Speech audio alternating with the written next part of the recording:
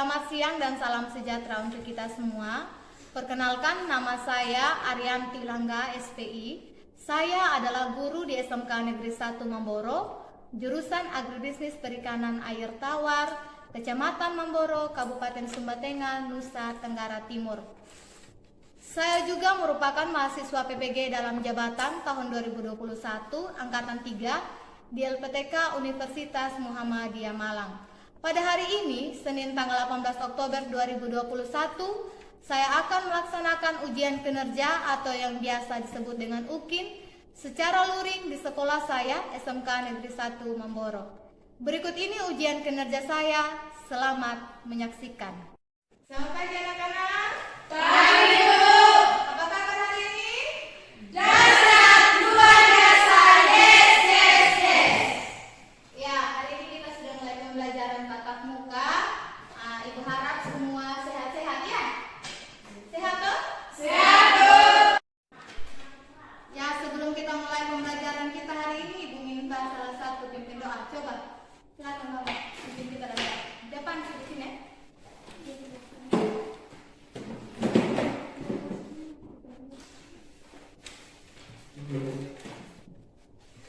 Teman-teman, sebelum mulai kegiatan kita, mari kita berdoa.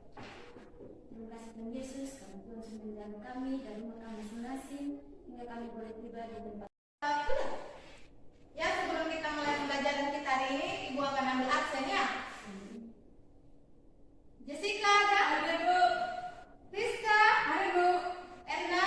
Ada, Bu. Apli? Ada, Bu. Audi?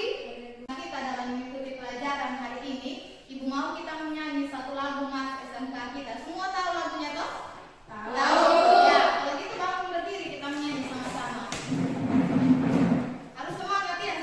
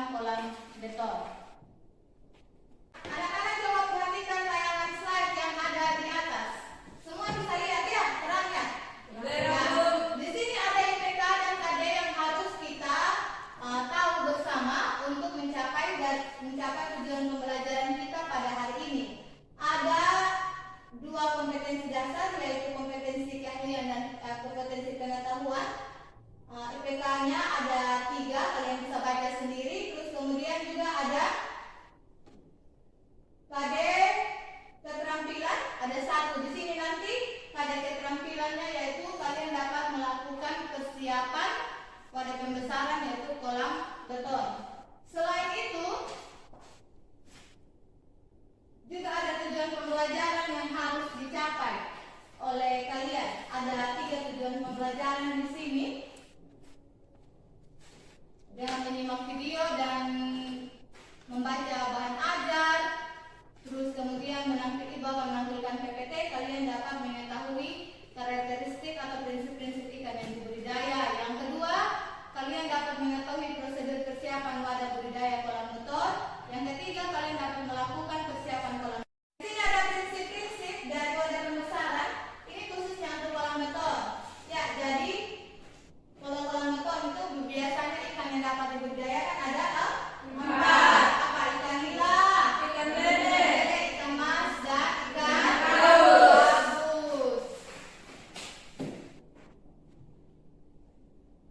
Kenapa kita perlu melakukan persiapan wadah pembesaran?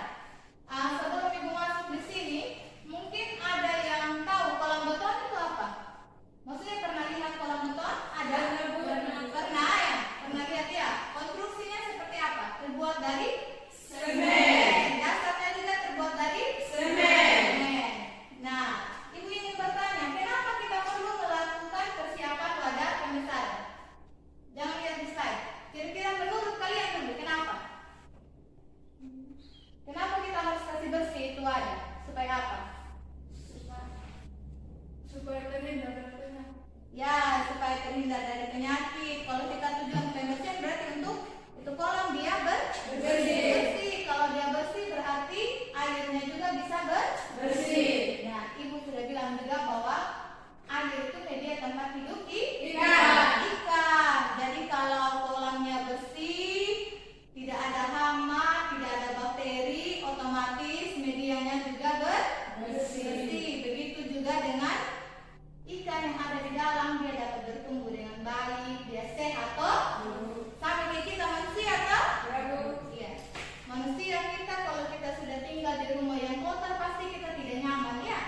Rumah tempat tinggalnya kita. Terus kalau lingkungannya juga tidak sesuai dengan kita punya mau, kita bisa stres toh? Kalau kita sudah stres, putus cinta misalkan juga begitu, iya lingkungan tidak mendukung, kita stres. Kalau sudah stres pasti pemalas makan. Kalau sudah pemalas makan nanti kita jatuh sakit. Kalau sudah jatuh sakit mati. Begitu juga dengan ikan ya. Kalau lingkungan tempat hidup ikan itu tidak mendukung, maka ikan akan mudah stres. Kalau sudah stres dia akan sakit. Nafsu makan menurun dan akan mengalami kematian. Jadi kalau kita mau budidaya berarti kita mengalami kerugian. Seperti itu ya. Ya. Kita akan belajar tentang persiapan wadah pembesaran, lebih khususnya kolam semen. Kalian lihat di slide, di situ ada contoh-contoh kolam semen ya. Nah, tahapan dari persiapan wadah pembesaran yang pertama yaitu sanitasi atau pembersihan ya. Yang dari pembersihan atau pencucian kolam. Jadi dibersihkan dari segala hama dan penyakit atau bakteri-bakteri yang menempel. Apalagi kalau kolam yang sudah terpakai gitu ya. Berarti masih kotor, banyak sekali hama, bakteri, jadi harus dibersihkan. Yang kedua, Perbaikan wadah. perbaikan wadah. Jadi kalau kita lihat di wadah itu kalau ada yang bocor, kita tambal seperti itu ya, supaya air tidak meresap keluar. Seperti itu. Periksa dia punya sekeliling, konstruksinya, seperti itu ya. Terus perbaikan sanitasi air dan perbaikan sanitasi udara. Kelebihan dari kolam semen. Pertama sekali konstruksinya kuat, kolam beton ini atau kolam semen. Kedua, dia punya sistem pengairan dapat dibuat dengan baik. Terus juga dapat dibuat pada lokasi yang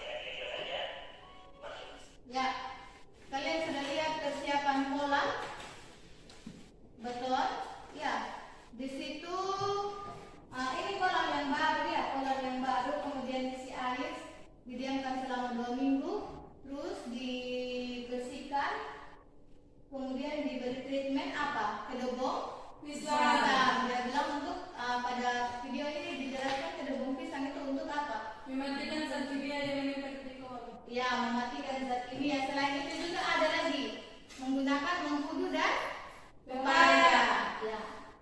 Ya, ini beberapa tahapan-tahapan persiapan. Ini jika kolam yang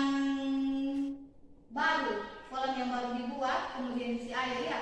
Sedangkan biasanya kalau tahapan persiapan untuk kolam yang lama sudah bekas terpakai, biasanya hanya dilakukan pembersihan saja, sanitasi kolam menggunakan air bersih, terus kemudian dikeringkan baru diisi air. Seperti itu ya. Mengerti? Mungkin saya sini ada pertanyaan? Tidak ada? Tidak ada, pas? Masuk. Jika ada yang ingin bertanya boleh ditanyakan ya. Ya, perhatikan PPT yang ada di atas.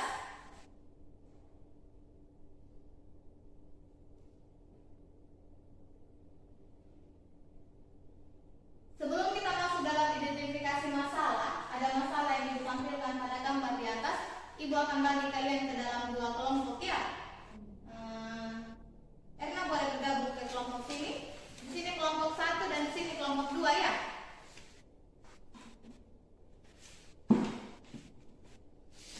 Ya, ketua kelompok tentukan ketua kelompok dan tentukan siapa yang akan presentasi sebentar. Bisa? Bisa. Ya, semua masing-masing kelompok perhatikan gambar yang ada di atas. Bisa? Gambarnya terang ya, bisa lihat? Ya. Di sini coba gambar pertama, apa yang ditunjukkan pada gambar pertama? Coba kalian perhatikan. Ikan. Ikan terlihat seperti sedang apa? Stres ya. Apa? Coba please angkat tangan. Ikan terlihat seperti apa? Menggap-menggap di atas permukaan ya. Coba kalian lihat airnya itu. Kira-kira bersih tidak? Tidak ya. Kotor. Ya, ini coba kalian lihat. Ini karena nanti ada videonya, kita akan lihat kenapa ikan seperti ini terlihat menggap-menggap. Jadi dia stres, dia butuh udara, dia terlihat keluar dia punya kepala di luar itu. Coba kalian perhatikan ya. Di atas permukaan air karena dia stres. Karena apa? Air tempat hidupnya dia ini, kalian bisa lihat di sini, air tempat hidupnya kotor ya. Nah, ini kenapa air seperti ini kotor? Karena apa? Wadah pembersihannya tidak dilakukan kesiapan terlebih dahulu, sanitasi terlebih dahulu, sehingga menyebabkan media tempat hidup ikan itu menjadi kotor dan ikan menjadi stres. Kalian lihat lagi gambar kedua. Ini lebih parah lagi. Terlihat sekali banyak ikan yang mati pada kolam. Ini pada benih-benih ikan ya. Terus kalian lihat kondisi kolamnya seperti apa? Kotor sekali ya. Kalian perhatikan bagian-bagian pematangnya ini, bagian pinggiran-pinggiran pematang sama kemaluannya. Sangat kotor, tidak dibersihkan ya. Terus kemudian airnya juga kotor, sehingga terjadi kematian massal pada ikan. Ini yang masalah yang harus kalian pecahkan. Terus ibu sudah tadi di awal pembelajaran, ibu sudah bagikan kalian LKPD ya. Semua sudah ada ya. LKPD-nya mana? Ya. Ya, ada LKPD. Di sini kalian kerjakan bersama teman kelompok kalian dan nanti akan dipresentasikan. Ya.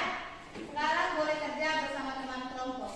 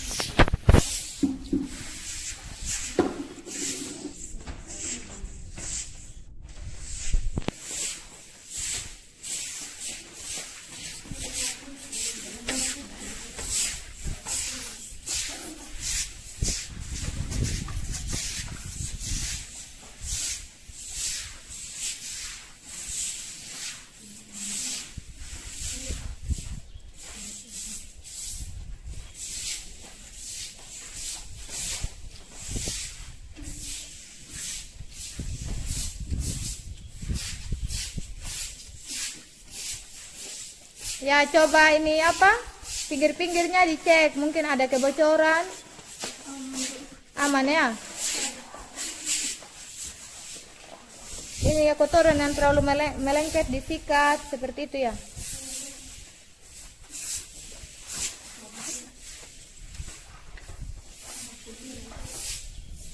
Kalau sudah selesai pembersihan ini, persiapan wadah ini, langkah selanjutnya apa?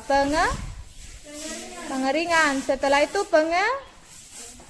pengisian air. Setelah pengisian air, baru itu sudah tadi yang kita lakukan, pemberantasan hama, zat-zat kimia menggunakan apa? Apa tadi? Kedebong pisang. Selain itu apa lagi yang biasa dipakai di video? Daun mengkudu ya, itu di video yang kalian amati tadi ya.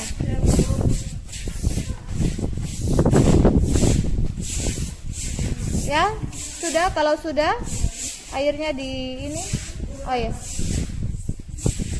silakan boleh naik. Kita kembali ke kelas untuk lanjut mengerjakan LKPD ya.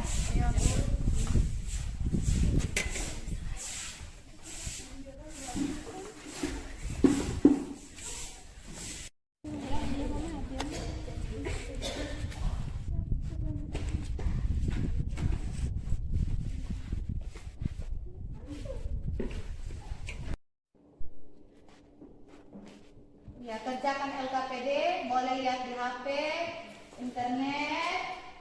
Kalian lihat biasanya informasi yang tepat itu ada di jurnal ya.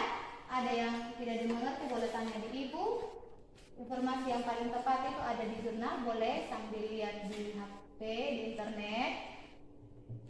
Misalkan kalian lihat teknik persiapan wadah pembesaran kolam semen atau beton, seperti itu ya.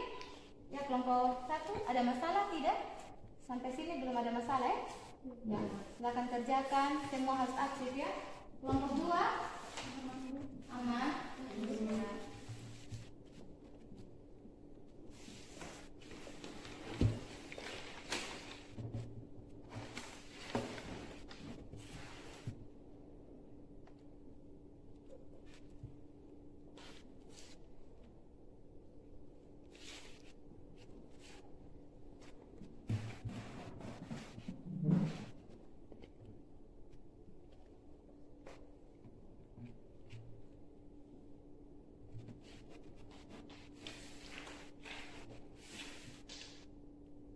Ya, kelompok 1, kelompok 2 sudah mengerjakan LKPD.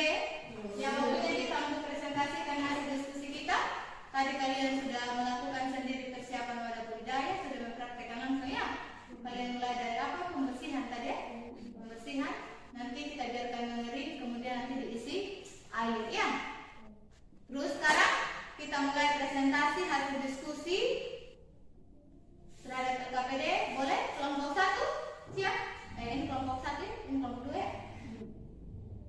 Oh, ya. Silakan. Bangun. Tepuk tangan dulu. Selamat siang semuanya. Siang. Terima kasih atas waktu yang diberikan kepada kelompok kami. Saya mewakili akan mempresentasikan hasil diskusi kami. Langkah-langkah persiapan pembesaran kolam beton. 1.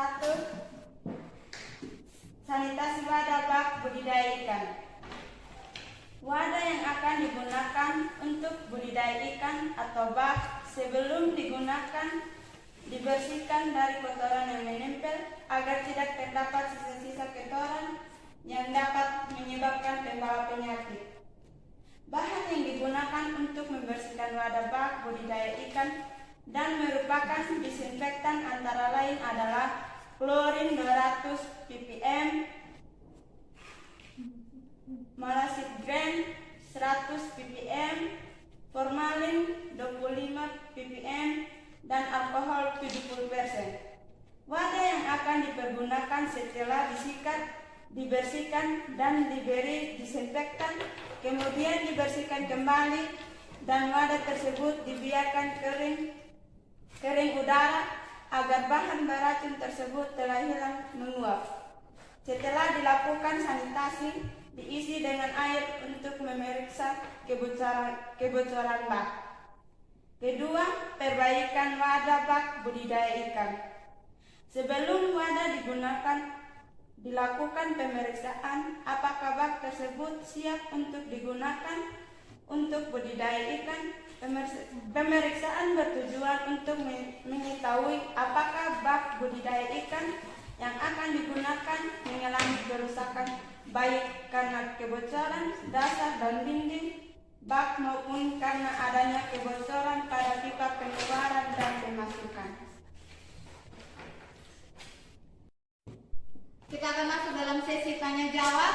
Kelompok 2, mungkin ada pertanyaan untuk kelompok 1, silakan bertanya. Mengapa perlu dilakukan pembersihan wadah? Ya, dari kelompok 2 bertanya, mengapa kita perlu melakukan pembersihan wadah? Kelompok 1 mungkin ada yang menjawab?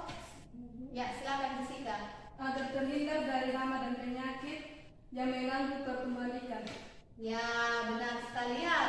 Jawaban dari kelompok 1. Jadi, kenapa perlu dilakukan pembersihan? Tadi seperti yang telah kalian lakukan ya. Agar wadah itu bersih, sehingga ikan juga hidup di media tempat hidupnya, tidak stres, dia dapat terhindar dari hama dan penyakit. Seperti itu ya. Jadi kalau dia tumbuhnya sehat, berarti dia punya pertumbuhan juga bisa cepat. Iya, mengerti ya? Ya, seperti itu. Ya, tadi kita sudah belajar tentang ikan-ikan apa yang dapat kita pelihara di kolam beton atau kolam semen. Terus kita sudah belajar juga kelebihan dan kekurangan dari kolam semen atau beton. Kita juga sudah belajar tahapan-tahapan dari persiapan kolam semen itu sendiri, prosedur-prosedurnya. Bahkan kita sudah melakukan persiapan wadah ya, sudah mempraktekkan persiapan wadah itu seperti apa dengan cara pembersihan wadah ya. Sekarang kita akan menarik kesimpulan dari akhir pembelajaran kita hari ini. Semua bisa perhatikan di depan. Jadi pada dasarnya ya, kegiatan persiapan wadah itu, baik itu kolam beton, kolam terpal, apalagi kolam tanah, apalagi akuarium, boleh fiberglass, semuanya itu ada 3 kegiatan inti. Iya, ada 3 kegiatan mendasar dalam persiapan wadah. Yang pertama apa? Pembersihan atau sanitasi. Ya, bisa secara manual atau bisa tadi seperti yang disebutkan oleh kelompok 1, mereka bisa menggunakan bahan-bahan kimia begitu. Yang kedua apa? Pengelolaan Pengelolaan wadah. Pengelolaan wadah itu berupa apa? Perbaikan pematang untuk kolam tanah ya, kembalikan tanah, pengapuran, itu pengelolaan wadah semua Terus kalau untuk kolam beton tadi apa? Pengecekan kebocoran pada kolam. Terus yang terakhir apa? Pengisian air. Itu tiga wadah yang 3 kegiatan penting dalam persiapan wadah. Terus hal berikut yang dapat kita simpulkan dari pembelajaran kita hari ini yaitu apa? Wadah pembesaran ikan pada prinsipnya wadah-wadah itu disesuaikan dengan komoditas yang ingin kita budidayakan. Contohnya tadi apa? Kalau kolam beton, ikan apa saja? ikan lele, Mas. Ya, seperti itu ya.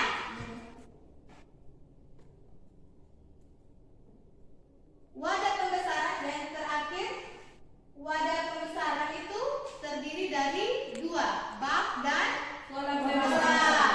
Bak-bak meliputi apa tadi? fiberglass, Apa lagi? akuarium, Apa lagi? Boleh kolam-kolam? kolam tanah, Tambak, boleh. Apa lagi? Beton atau semen. Dan terakhir kolam terpal, tepat sekali ya. Tugas.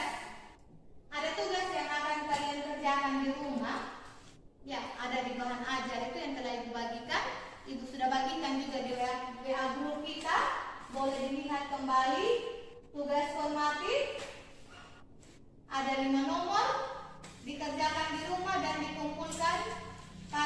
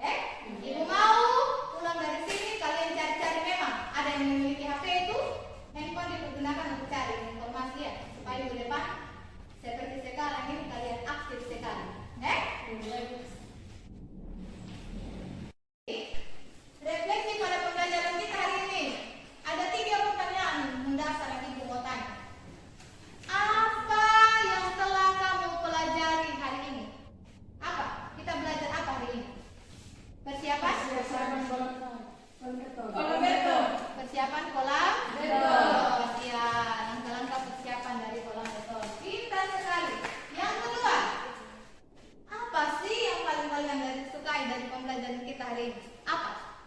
Kira-kira apa? Dari semua proses pembelajaran dari awal sampai akhir. Apa? Menonton video dan membersihkan kolam. Menonton video.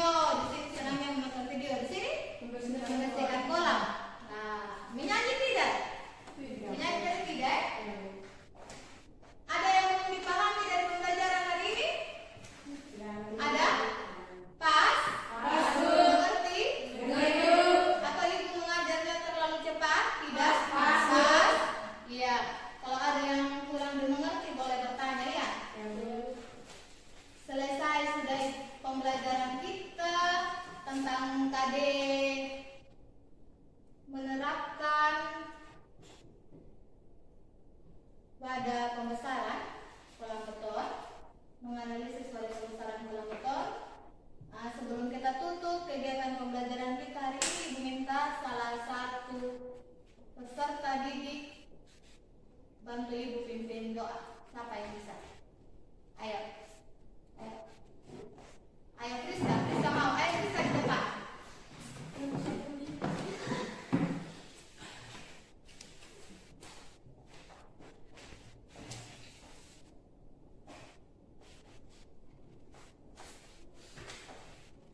Teman-teman sudah kita mengikuti akan kegiatan kita pada saat hari ini. Mari kita satu dalam doa, kita berdoa. Terima kasih Tuhan karena Tuhan menjaga dan melindungi kami dari awal kegiatan kami, pertengahan hingga pada akhir. Pada akhirnya Tuhan kami serahkan seluruh ke dalam tangan pengasihan hingga boleh sesuai dengan kehendak-Mu. Yang tidak sesuai mari Tuhan ampuni. Hanya ini doa dan sembahyang kami ya Tuhan. Haleluya, puji Tuhan. Amin. Amin. Terima kasih Friska.